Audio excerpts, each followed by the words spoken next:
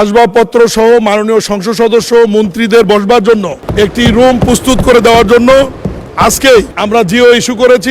কি কথা বলতেই হবে, বলেন বলেন। আমরা এটা লজ্জায় কোথাও বলতে পারি না। এখন আমাদেরকে যদি একটা বসার ব্যবস্থা করে দিছে, এখন মানুষের কাছে যাওয়ার জন্য যদি একটা গাড়ির ব্যবস্থা করে দেয়। ছোটদেরকে কখনো না বলতে নাই, তাদের আবদারে সবসময় হা বলতে হয়। কেউ হাতের তালি দিল না মাননীয় স্পিকার, আমরা কিন্তু দুই হাতেই অফিসের জন্য দিলাম। আমি চিন্তা করেছিলাম যে এত বড় খবরের পরে বিরোধী দল থেকে কিছু মিষ্টি খাওয়াই দিব, কিন্তু এখানে এসে বাধাগ্রস্ত হয়ে গেছি, পারলাম না। মাননীয় প্রধানমন্ত্রী এবং মাননীয় বিরোধী দলের নেতা সহ সকল সম্মানিত সংসদ সদস্যের জন্য একটি সম্মানজনক খবর দেওয়ার জন্য আমি দাঁড়িয়েছি। দীর্ঘদিন মাননীয় সংসদ সদস্যের একটা দাবি ছিল যে মাননীয় সংসদ সদস্যরা উপজেলা পরিষদে গেলে তাদের বসার কোনো জায়গা থাকে না, তারা কোথাও বসতে পারে না। এ ব্যাপারে কয়েকদিন আগে একজন মাননীয় সংসদ সদস্য দাবি করলে মাননীয় প্রধানমন্ত্রী জনাব তারেক রহমান এ ব্যাপারে প্রয়োজনীয় ব্যবস্থা গ্রহণের জন্য আমাকে নির্দেশনা দিলে আমি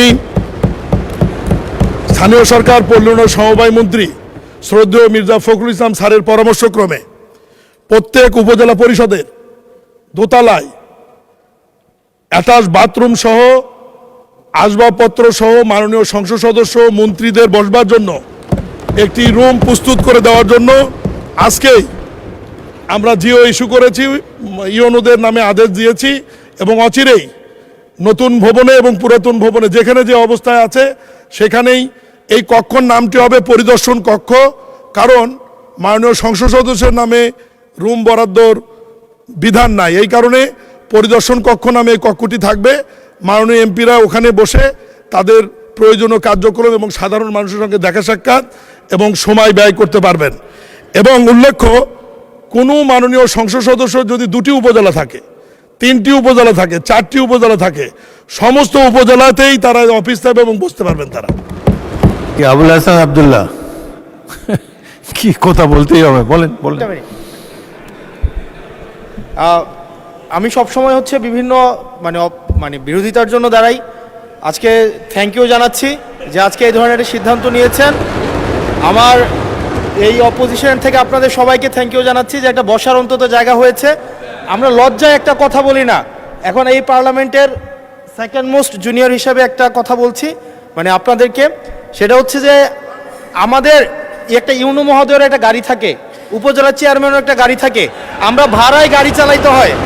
আমাদেরকে যদি আমরা লজ্জায় এটা বলতে পারি না, আমরা এটা লজ্জায় কোথাও বলতে পারি না।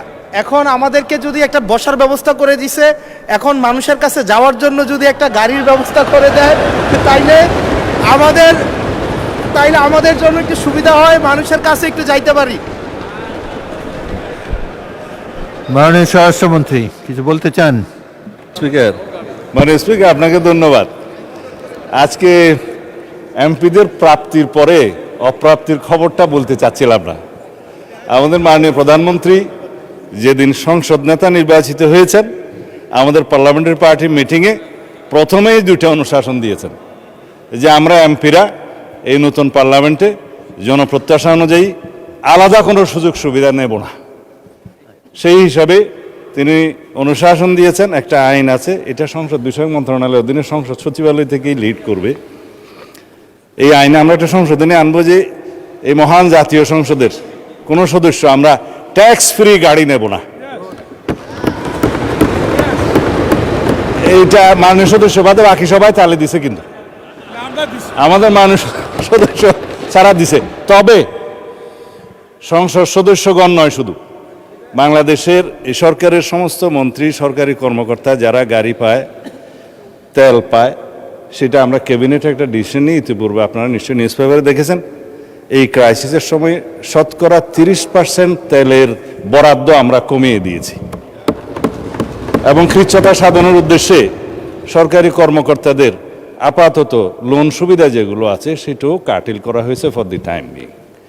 এই সমস্ত এগুলো আমরা সবই জনবান্ধব এবং জনপ্রত্যাশা অনুযায়ী যাচ্ছি, আমাদের মাননীয় প্রধানমন্ত্রীর নির্দেশনা অনুযায়ী। মাননীয় সংসদ সদস্য নিশ্চয়ই অফিস পেয়ে খুশি হয়েছেন, আবার গাড়ি না পেলে নাখুশ হবেন।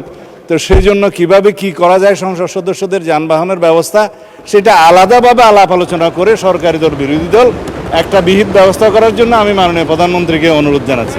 ধন্যবাদ মাননীয় স্পিকার।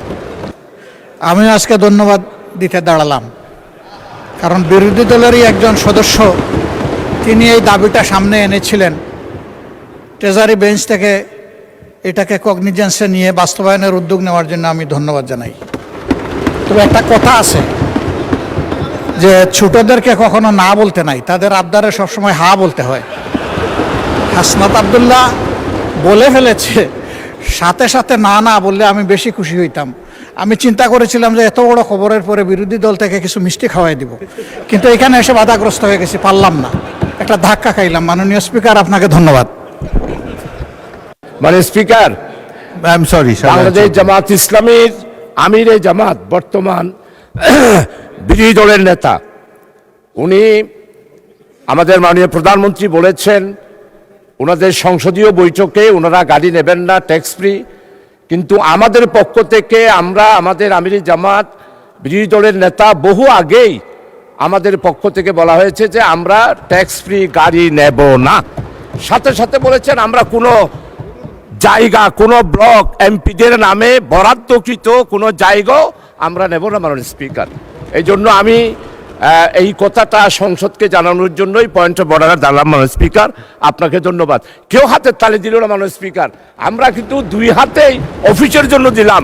আমাদের অপোজিশন লিডারকে কেউ হাতের তালি দিল না মাননীয় স্পিকার, আমি দিচ্ছি। ধন্যবাদ, ধন্যবাদ মাননীয় সদস্য।